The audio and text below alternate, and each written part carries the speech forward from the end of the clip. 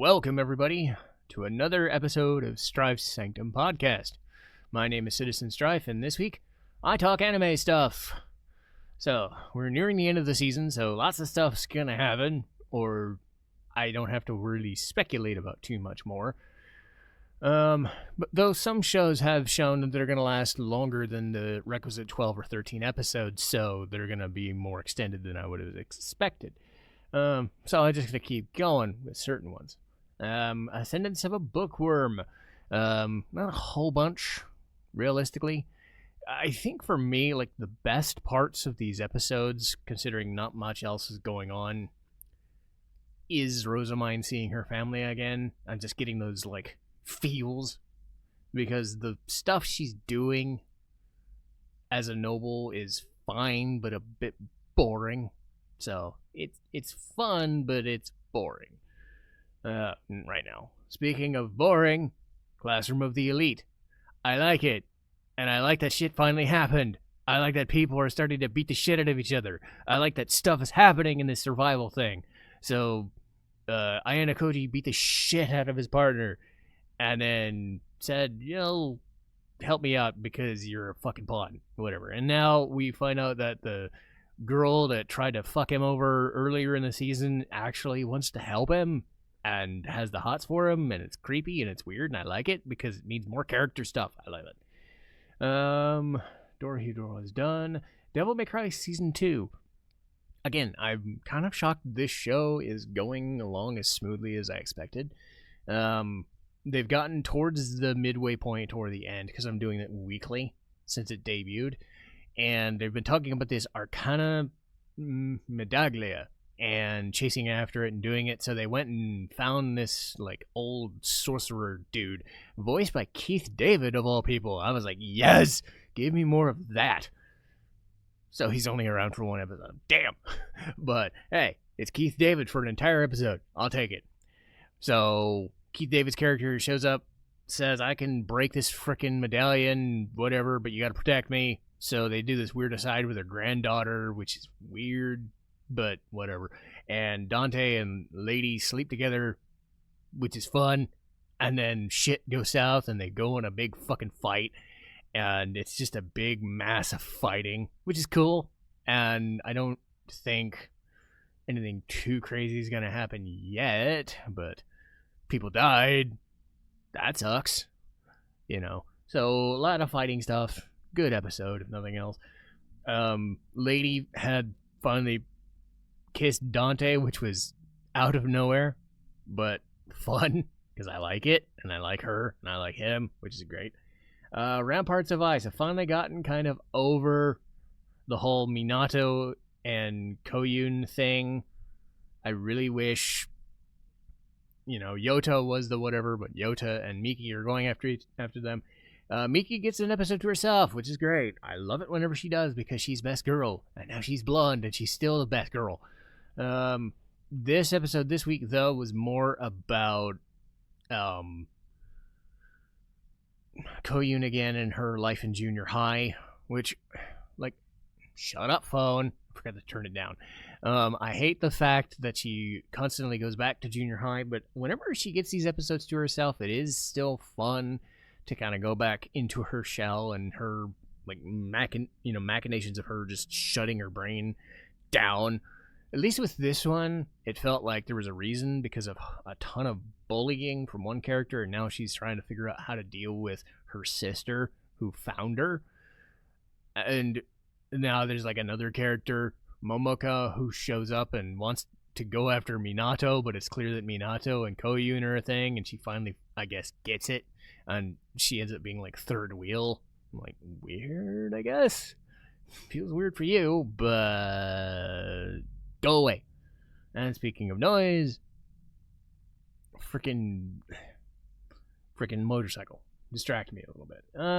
Agents of Four Seasons. They are clearly getting towards the end of this season.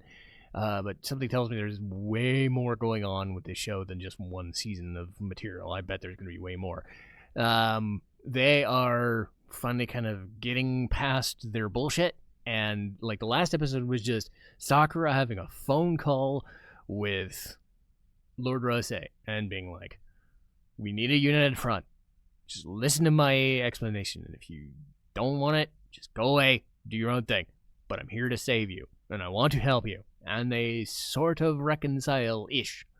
So they are in the endgame. They want to save the Agent of Autumn from whatever the fuck happened. I'm still not quite sure of this whole thing.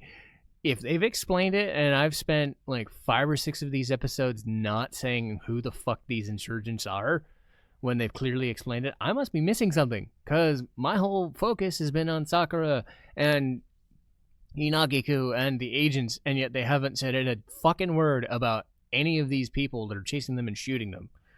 They've talked about the people that run the agencies, and some of them are assholes, but they haven't said anything about insurgents. Insurgents! There, I speak. So, yeah. I'm still going to keep bringing it up because it's the one thing I hate, you know? And look, it took me 5 or 6 episodes to shut up about Minato, so I mean, until they explain it, or until they go and say, hey, we're just in it for the money, or we want to kill them to install this person, well, fuck it. Like, everything else about the show is great, but explain the fucking thing, will you? Anyway, Daemons of the Shadow Realm, they finally talked to the Kagemori clan and fought a bunch of shit, and it's great. They got around to explaining Yuru and Asa's relationship, and like how she's stuck in the Kagemori clan, but the Kagemoris aren't like completely fucking assholes, but some of them are. But the real assholes are the family of people on the fucking hill. And I'm saying fucking a lot, and I'm sorry, but I'm keeping my mind straight because I'm trying to get through this quick because I gotta go to bed soon. But they know that some of the Kagemori clan aren't complete dickheads, so they're like trying to find a happy medium between the people, Dara, who took Yuru, and Asa, who has been kind of with the Kagemori clan for a while, and they're not completely bad people, but they're at odds, so there's a little bit of like 3-way dispute going on, but they go on over like what break and seal is as a mechanic and why these two are so powerful. And I like that it's taken them, you know, they've taken their time with the first season, but they're explaining stuff logically and thoroughly, and they're still, again, this isn't Full Metal Alchemist tier, but it's solid enough that they don't leave anything to chance. Hint, Agents of Seasons, you know, explain everything you want to explain, you know, because I'm one of these people that likes everything explained to them right away rather than hidden. I've always been that way. Anyway, Kill Blue. I'm liking it. I like that Tenma Tendo is not a complete dork, and he's actually got the hots for the home ec girl, which is neat. He has moments of complete stupid, but he's actually a decent guy in his weird, stupid way. The main plot point was they're trying to go on this double date, and they're watching this movie. It's dark as crap, and Ogami, his body switches to old man mode, only to switch back to teenager mode out of nowhere. So that's a weird little quirk of the thing. So Conan's never had that luck before. So Ogami has to deal with that stuff and then keep everybody out of the loop so his secret isn't revealed. But then Norin gets captured because of course she did. Because why would she not get captured? She gets captured by this guy whose brother is he only speaks in but he has a golf club that causes explosions when he hits things. It's kind of neat. So show is doing pretty well. Solid. Needy Girl Overdose. Not a whole lot of stuff I can explain in the last 2 episodes. There was somebody hitting on one of the trio, and Kashi gets a neat makeover, except she can't afford it, you know. But other than that, it's hard to like make heads or tails of what goes on week by week in Needy Girl, so it just kind of exists. So unless like somebody dies or something crazy happens, it's hard to kind of make headway outside of the weirdness.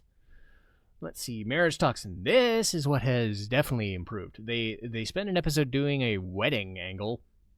So Gero and Kinosaki go to the Beast Master's wedding. Or, no, the Bugmaster, excuse me. Beastmaster's later. But the Bugmaster's wedding. And Gedo fights off this exploding guy while Kinosaki gets his message, Gedo's message across. And it was a nice, lovely thing.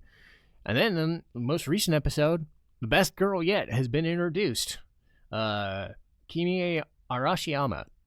And her whole thing is she's a hamster master. And it's glorious.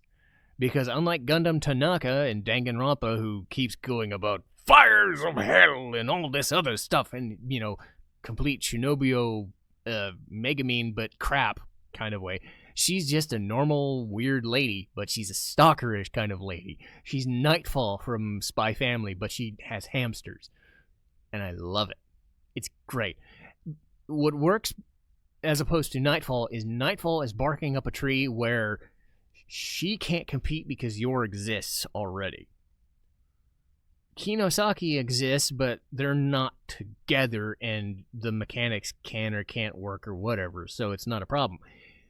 Arashiyama doesn't really have any competition other than the people that Gedo has met a couple of times, and her stalkerish or noteworthy behavior is, like, charming because of it. Because he's single.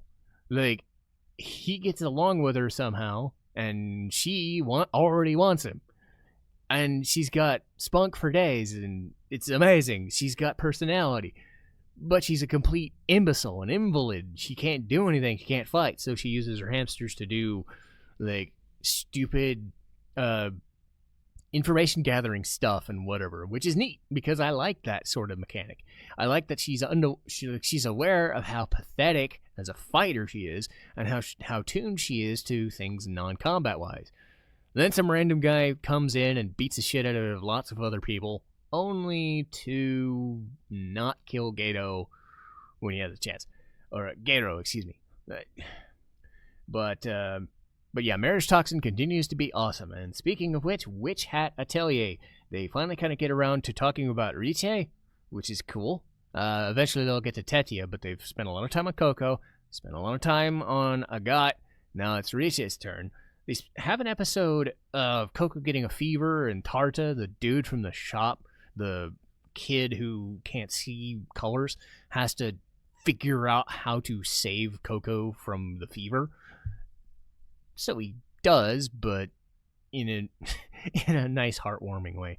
But Riche shows up to Agat's second test, unannounced, because Kifri told her to.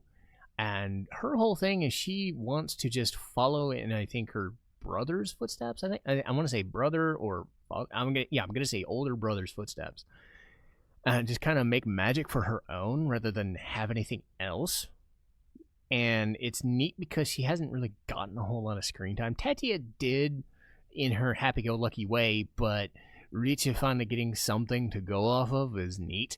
And again, this show has been fantastic, and I have had no complaints, and it's perfect in what it's attempting to do. I was about to say perfect, and there's no perfect shows, but perfect in what it's attempting to do. So I'm very happy about that.